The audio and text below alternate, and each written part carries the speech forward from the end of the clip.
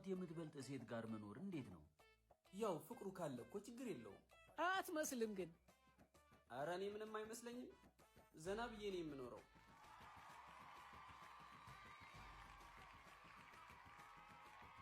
እልዬ መጣሽ? ሃይ ኃይሉ ቀንሰው፣ ድምፅ ሲበዛ አትወድም። እና ካሁን በኋላ እንደዚህ እያልን ነው የምናወራው።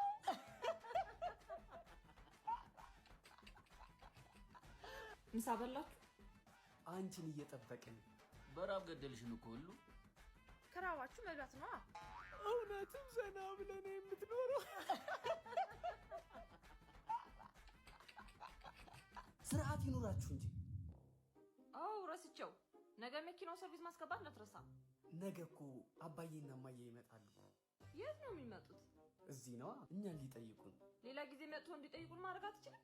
ትኬት ቆርጠዋላ ይሉዬ። ቢመጡ አይሻልም? እኔም ብልህ ማነው አባወራ?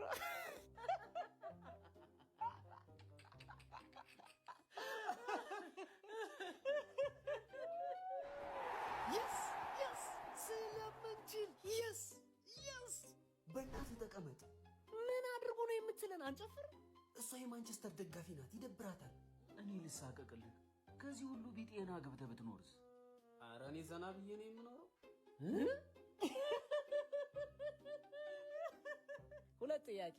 ወንዶች በሀብት የምትበልጣችሁ ሴት ጋር መኖር ችግር አለው ትላላችሁ ወይ? ሴቶች በገንዘብ ስትበልጡ ድራማው ላይ እንዳለችው አይነት ሴት ነው ወይ የምትሆኑት? ነው ወይንስ የማህበረሰቡ የተሳሳተ እይታ ነው? ፎሎውና ሼር እያደረጋችሁ ሀሳባችሁን ኮሜንት ላይ አስቀምጡልን።